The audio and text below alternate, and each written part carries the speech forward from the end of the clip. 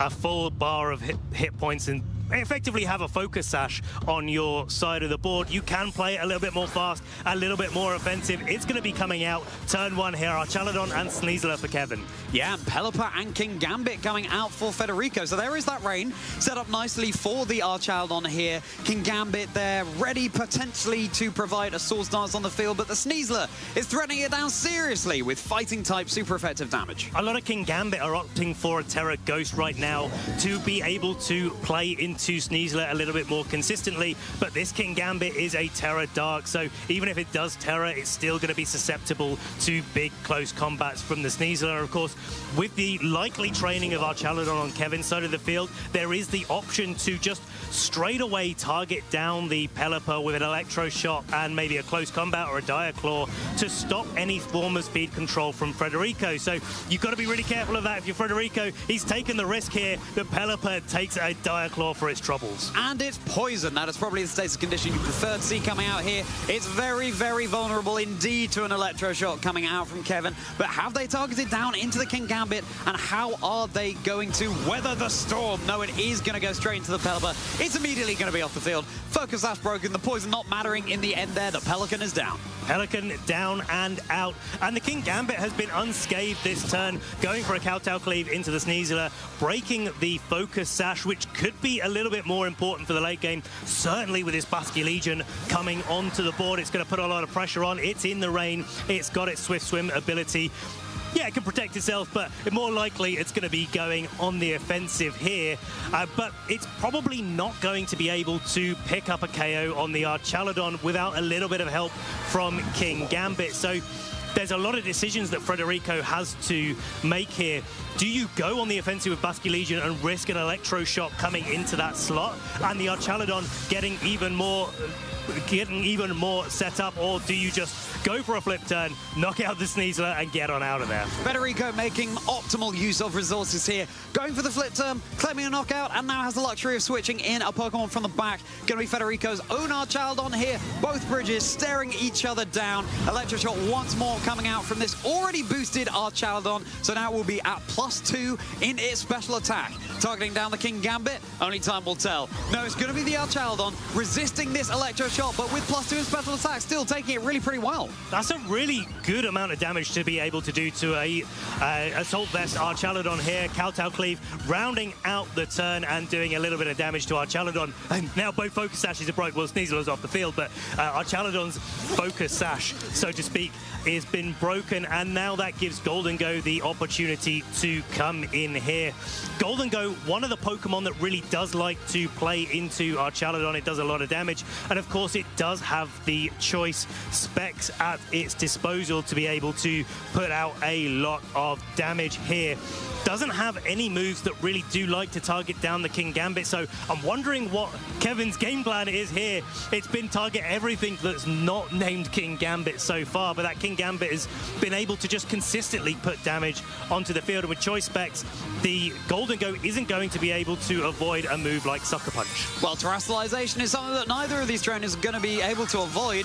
Gdanske will be changing up its typing to a pure Steel here, removing its weakness to the King Gambit, facing it down from the other side of the field. Is lost its Ghost typing, is going all in on the Stone Cold Cash. Archaladon will be protecting for a turn. It's got some couple of boosts, and it likes it. King Gambit also going to be protecting, not chipping away any more into Kevin's team as opposed to the previous turns. Make It Rain, going to be resisted by the Archaladon on Federico's side of the field. It is boosted by the choice specs. It's boosted by the Terra Steel. How much damage? Bringing Archaladon down to about 1/4 of its health. That's a lot of damage on that Archaladon. It's carrying the Assault Vest, so it's able to take it pretty well, but there is no recovery for that Archaladon. It's never going to have any more health than it has right now. Electro Shot, absorbing electricity in the rain, getting that special attack boost, and of course, charging up to land an attack into that choice specs. Gdanske not able to protect itself, the absolute correct target here. Yeah, Gdanske down to about 1/3 1/3 of its HP now. Threatened. It's nice that Kevin is holding the choice bets because, of course, no nasty plot available to this Golden Go. Remember, trainers just dishing out as much damage as they possibly can. These trainers are really stepping the foot on the gas in what is, you know, there are some similar Pokemon on either side of the field right now. Kevin's Archaldon in a better position in terms of the health bar than Federico's. And now it's going to be the Terror coming out from Federico and going to be opting for the King Gambit. Boost up the damage of their Sucker Punch. Now we saw the Kowtow Cleave do less than 50% to Archaldon. Now with that Terror Dark, maybe the Sucker Punch is enough to be able to knock out this Archaldon. This turn we'll have to see. Here we go. Yes, it is. It claims the knockout onto Kevin's Archaldon here, so just one bridge remains standing. Kevin down to the final 2 Pokemon. Archaldon going for a Draco Meteor, and it does connect into the Golden Go. Is it going to be enough? Yes, it is. Federico absolutely running rampant in this game here. King Gambit astride its Bridge Steed, and we have to reveal the final Pokemon for Kevin coming from the back in the face of all this offense. And with a Basculegion lurking in the back, make no mistake, trainers, this could well be an uphill battle. Double KO for Federico this turn and making absolute optimal use of the Archaldon and the King Gambit and making use of the Terror type as well. Not going for it in the previous turn, just allowing the Archaldon on Federico's side to do a little bit of damage to the Golden Go and maybe try to make it switch. But here we go.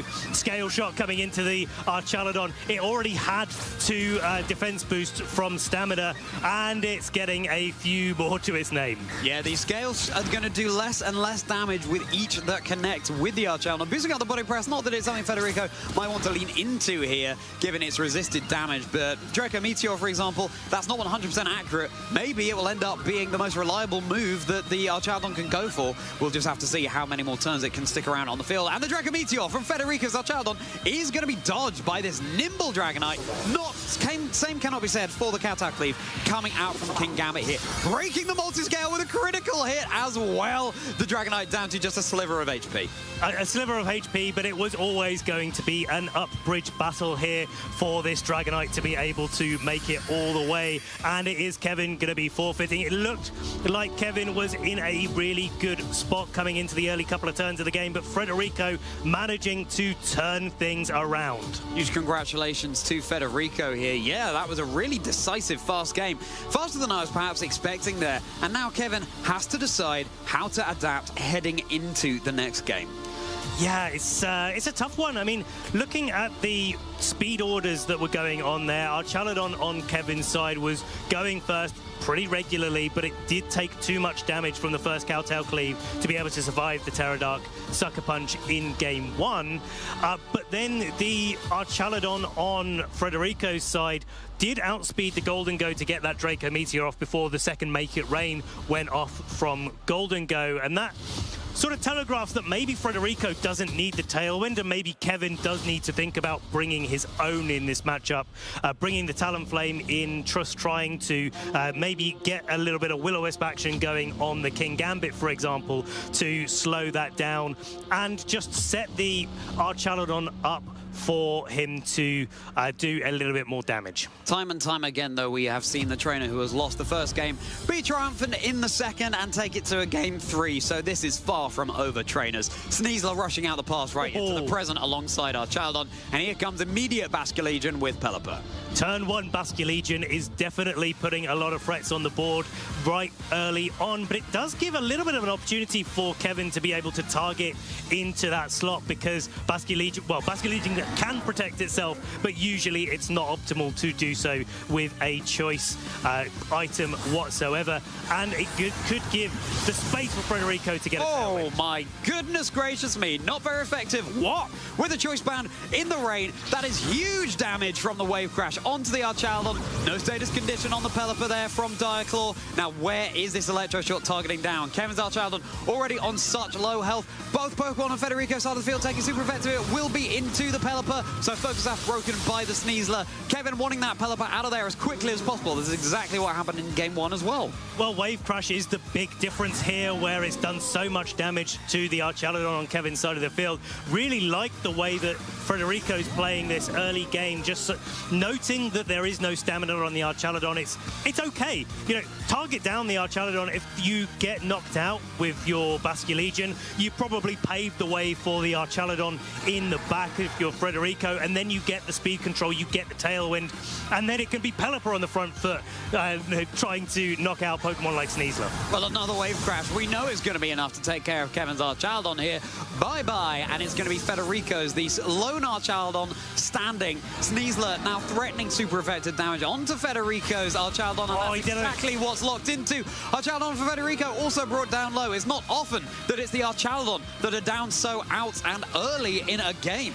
No need to go for your Terra Fairy if you know that you're likely to survive the close combat. Anyway, that is a very well-trained Archaludon there, going for the Electro Shock, getting its special attack raised up. Of course, it's got its stamina boost that's going to stand it in a bit of a better stead for later in the game. And now Sneasler down to its focus sash from that Electro Shot. And that Basculegion's doing so much work here. Yeah, it really is. You don't have to run it in the back. Yes, you'd be boosting up your last respects if you did, but in the rain, kindly set up by the Pelipper that came before the Archaludon. Basculegion threatening huge damage on the field here. Now, Dragonite does have multi-scale. You'll want to break that before you're dealing big damage to it. Of course, Basculegion locked into the wave crash as well. It cannot switch up and go for a priority Aquajet right now. We saw the speed orders, though, that Archaludon is pretty quick, and I believe it did go for a Draco Meteor in the last game before the Dragonite got to act. And you know, you can knock out the Sneasler this turn with a wave crash because you are still in the rain. You've still got that Swift Swim. That opens the door for the Archaludon to get a Draco Meteor into the Dragonite, but it is decision time here as well. If you're Kevin, if you try to knock out the Archaludon, well, then the Basculegion just keeps going for its wave crashes, and that really does add up. Basculegion turning the tides of this battle for Federico. Kevin already down to the final two Pokemon. Dragonite left lonesome on the field right now, and it will be the Scale Shot going off first from Basculegion avoids. Basculegion dodges, so nothing going Kevin's way in this game two in our Masters Top 32. Archaludon left to get another Electro Shot up with another special attack boost as well. Multi-scale on Dragonite. Let's see how well it takes this. Okay, so it takes around a third of its health away.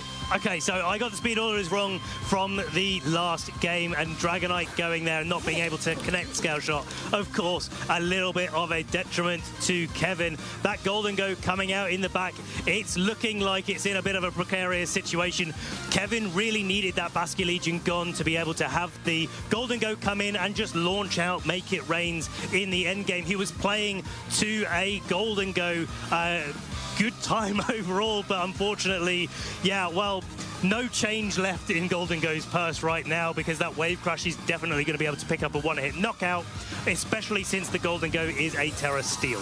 Yeah, I don't wonder how much longer it's going to be Golden Go, the chipper. While Dragonite going for its own Terra now, changing up its type matchups completely. It's now a Fairy Dragon on the field, staring down at Federico's Pokemon. And wave crash now targeting down right into this Golden Go. Massive damage. If there's ever been a better advert for Basculegion, I would love to see it, because this game right here shows you all you need to know about what this Pokemon can achieve. Scale Shot into the Archaludon. Going to be interesting to see if this is going to claim the knockout. It could, yeah, it will be, because the defense is being boosted with every single one that comes through. Of course, everyone has the chance to land a critical hit as well, though. But either way, we have an unrevealed Pokemon in the back for Federico. Here we go. How much is it going to do? It's going to bring it down to 2 HP here. Okay, so that's hit number 4. This is going to be number 5 if it connects. No, it's just going to be the 4. So as a consolation prize, well, no, and just to add insult to injury, I should say. Federico with the Archaludon. Now another Electro Shot coming off. Looks like Kevin knows the writing is on the wall here. Yet another boosted special attack. We were not expecting this Archaludon to stick around on the field to get 3 of these Electro Shots off. But this Dragonite, after what is truly an electrifying 2 games in our Masters Top 32, it's going to be Federico Camperosi.